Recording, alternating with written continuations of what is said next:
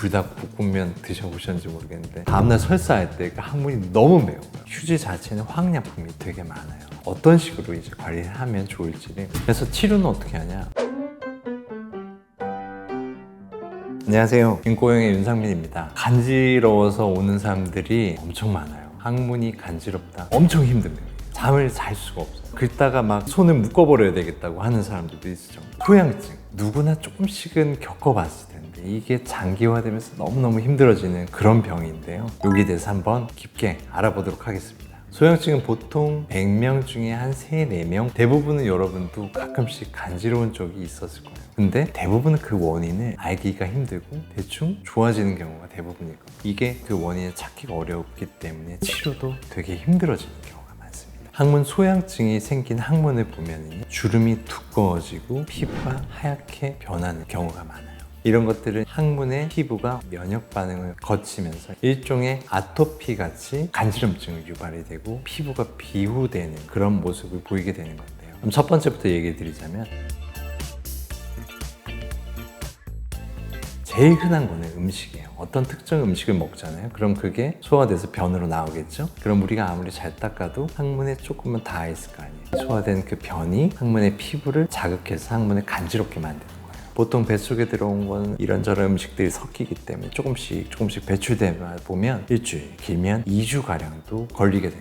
그래서 언제까지 이게 지속되는 건지가 애매해지기 때문에 더더욱이나 그 원인을 찾기가 어려워요. 특히나 이제 봄에 많아요. 봄에는 여기저기 나물 같은 거 생기면 뭐 캐먹고 오고 뭐 그러면서 간지럼증이 시작되는 경우가 되게 많아요. 아까 얘기했듯이 일종의 알레르기 반. 어떤 사람들은 돼지고기 알레르기가 있고 어떤 사람은 새우가 알레르기가 있는 것처럼 그 알레르기가 다 다르거든요. 대표적으로 알려져 있는 음식들은 커피나 술, 유제품이나 탄산음료, 차 이런 것들이 영향을 줄 수 있다고 되어 있습니다. 또한 우리가요, 매운 걸 먹으면요 항문이 매운 느낌이 들 때가 있죠. 그런 음식에 들어있는 자극적인 성분들, 그런 것들이 장을 자극해서 설사도 일으킬 수 있지만 항문 주위 피부를 자극해서 간지러움이나 화끈거림, 통증을 느끼게 할 수도 있는 것입니다. 예시로 불닭볶음면 드셔보셨는지 모르겠는데 저는 불닭볶음면 먹으면 항상 설사하는데요, 다음날 설사할 때 그 항문이 너무 매운 거예요. 그래서 이런 어떤 자극적인 음식들도 원인이 될 수 있다. 하지만 중요한 건 내가 먹었을 때 불편해질 수 있는 무언가, 그걸 내가 찾아야 된다. 두 번째는 이제 항문에 닿는 휴지예요. 휴지는 부드러워 보이지만 사실 되게 거칠어요. 살짝만 닦아도 항문에는 무수한 상처가 생깁니다. 그거를 이제 빡빡 닦기 시작하고요. 휴지 자체는 화학약품이 되게 많아요. 그래서 이런 약품이라든가 미세한 상처로 인해서 항문이 자극을 받게 되면서 결국 이걸로 인해 소양증이 생기는 경우가 많아요. 보통 이런 습관을 가진 사람들은 변이 강박적으로 닦는 분들이 되게 많아요. 조금 묻어있는 거 못 참는 거죠. 그래서 이런 것들이 안 묻을 때까지 계속 닦다 보면 항문은 계속해서 상처가 나게 되고 자극을 받게 되는 거예요. 그러면 물티슈로 닦아야 되냐라고 하는데, 물티슈에도 물론 보존제라든가 화학약품이 많이 들어있기 때문에 어떤 사람은 물티슈를 썼을 때 더 불편해지기도 하고요. 항문에 닿는 다른 생리대라든가 혹은 속옷 같은 게 딱 끼었을 때 그 재질 있죠. 나일론이라든가 빠는 재질가 바뀌었을 때 그로 인해서도 소양증이 생길 수가 있다.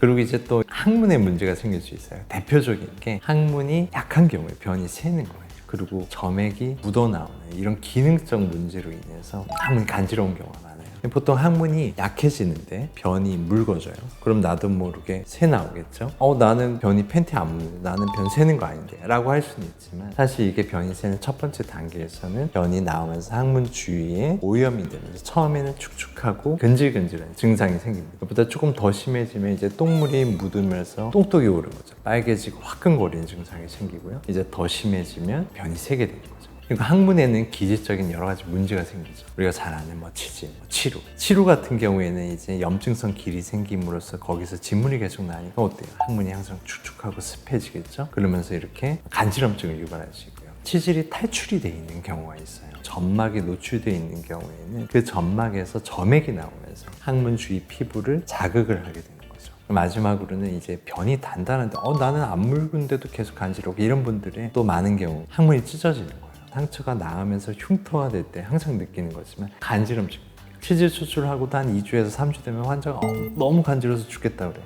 이게 상처가 나아갈 때는 간지럼증을 유발할 수 있는 거예요. 그래서 계속된 변비로 치열이 반복되는 경우도 이렇게 간지럼증의 원인이 될 수 있습니다. 피부 상태도 확인을 해야 되는데요. 피부가 너무 건조한 경우가 있어요. 이럴 때는 오히려 보습제를 발라주는 게 좋을 수도 있는 거죠. 여성인은 특히나 요실금이나 냉이 많아지는 경우에 주위가 같이 습해지면서 간지럼증이 생기는 경우가 상당히 있을 수 있습니다. 이 외에도 피부가 감염되는 대표적인 것 두 가지를 얘기를 드리자면 완선이죠. 완선은 곰팡이가 피는 건데 일종의 무좀이에요. 주위가 빨간 테두리가 생기는 것처럼 보이고 안쪽은 약간 붉게 변해 있습니다. 주로 습한 분비물이 많았던 그런 분들에서 잘 생겨요. 사타구니, 항문 주변 이런 게 생길 수가 있고요. 또 하나는 곤지름이죠. 곤지름은 HPV라는 바이러스에 의한 감염으로 생길 수가 있는데 이런 식으로 우둘두둘하게 사마귀 같은 게 나게 돼요.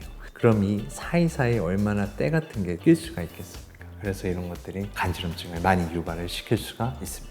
그래서 우선은 병원에 오면 몇 가지 검사를 해야 됩니다. 항문 직장경이나 내시경을 통해서 항문에 문제가 있는 걸 보는데요. 이 소양증은 하얗게 변하고 주름이 두꺼워진다 그랬잖아요. 이 모양 자체와 범위도 봐야 돼요. 아까 얘기했듯이 질초까지 뻗치는 경우에는 생리대라든가 아니면 질분비물 같은 영향이 있는 경우가 많고 항문의 뒤쪽으로만 심한 경우 아니면 한쪽 편측으로만 심한 경우 닦는 습관이랑 연관이 있는 경우 그래서 모양을 보게 되면 뭐 때문이다 라는 걸 조금 판단할 수 있고요. 항문의 질환, 그러니까 늘어진 살, 지질, 지혈, 치루, 곤지름 같은 게 있는지도 확인을 해야 되고 항문이 진짜로 약한 상태인지 아니면 매우 세고 좁아서 찢어질 수 있는 상태인지도 알아야 돼요. 또한 중요한 게 배변의 변화죠. 변이 묽었을 때 심해지는지 단단할 때 심해지는지 언제 악화되는지를 확인해야 돼요. 그리고 어떤 걸 먹었을 때 그런지 배변하는 습관이라든가 닦는 습관도 확인을 하게 됩니다. 그래서 치료는 어떻게 하냐?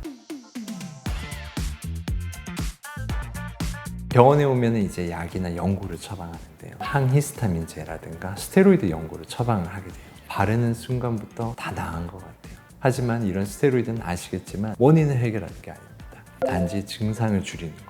바르고 있을 때는 괜찮았는데 안 바르는 순간 어떨까요? 다시 간지러워지는 거죠. 그리고 스테로이드는 장기간 사용하는 경우 피부에 바르기만 해도 피부가 얇아지는 등의 부작용 등이 생길 수 있기 때문에 그래서 스테로이드 연고를 면역을 조절하는 연고로 바꿉니다. 물론 일종의 면역 억제제이긴 하지만 스테로이드보다는 장기 복용이 훨씬 더 안전하다고 알려진 연고들이 있습니다. 혹여라도 스테로이드 쓰는 게 너무 거부감이 있거나 걱정이 되시거나 이미 스테로이드 많이 쓰신 분들은 그런 것들을 병원에 와서 얘기를 해주시면 되고요. 그래서 첫 번째 원인 특정 음식에 의한 거일 때는 커피, 술, 밀가루 이런 음식은 끊어야 되는데요. 얼마나 끊어야 될까? 환자분들도 2주는 그 음식을 끊어봐야 돼요.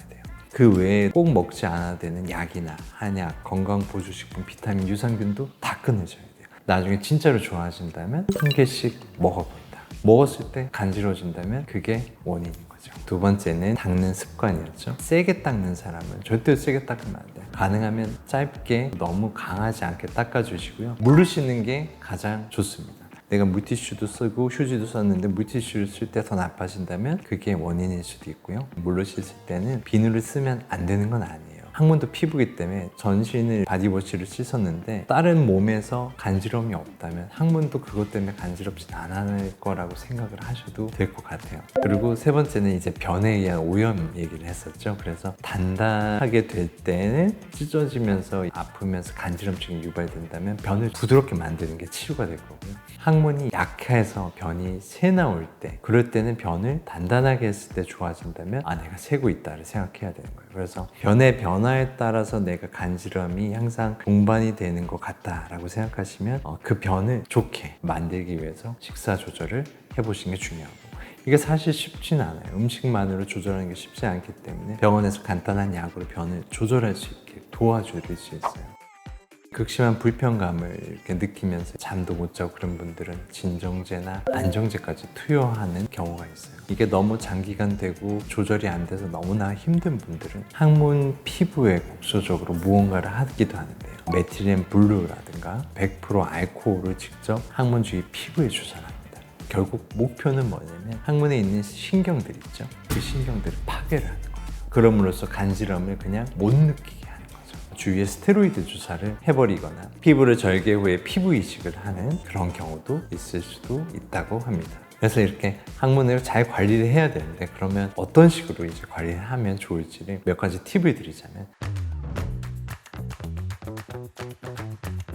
우선 첫 번째는 당연히 항문을 항상 깨끗하게 유지를 해야 되겠죠. 배변 후에나 특히나 잠들기 전에는 항상 주변을 닦아서 청결하게 유지해 주는 게 좋습니다. 그리고 밤에 나도 모르게 긁는 분들은 손톱을 깨끗하게 정리를 하셔야 돼요. 나도 모르게 긁을 때 손톱이 뾰족하면요 다 상처가 나게 됩니다. 상처는 어떻게 해야 되냐? 항문은요 되게 혈액순환이 좋은 데기 때문에 웬만한 상처 가지고 덧나는 일은 없습니다. 항생제 먹어야 되냐? 아닙니다. 대부분은 긁은 상처로 항생제 먹을 필요는 없어요. 그럼 항생제 연고를 발라야 돼요? 그럴 필요도 없어요. 그냥 간지럽지 않게 스테로이드 연고만을 발라줘서 하루만 안 긁어도 항문 상처는 하루 이틀이면 거의 대부분 좋아집니다. 사우나 같은 데 가면 남성들이 드라이기로 밑으로 이렇게 좋다 그러면서 막 말리죠? 말리는 게 나쁜 건 아닌데 과하게 말린다고 생각해 보세요. 얼굴에다가 이제 뜨거운 드라이기를 쫙 대고 한 5분만 있으면 얼굴이 바짝 말라서 엄청 간지러울 수도 있어요. 너무 건조시키는 것도 피하는 게 좋다. 그리고 연으로 된 속옷을 사용하는 게 좋아요. 너무 꽉 켜서 통풍이 안 되는 옷들도 그 부위를 습하게 만들 수 있기 때문에 피하는 게 좋습니다. 세정제, 도포제 같은 거 여성분들 특히 많이 사용하실 텐데요. 이런 것들이 무조건 좋은 건 아니에요. 그것 자체도 여러 가지 화학약품으로 되어 있기 때문에 자극을 줄 수도 있다. 그래서 써서 불편하지 않은 세정제나 세안제, 비누 다 좋습니다. 선생님 그러면 찬물, 더운 물, 뭐 미지근한 물 뭐 이런 것도 있어요? 미지근한 물 정도가 좋지 않을까 합니다.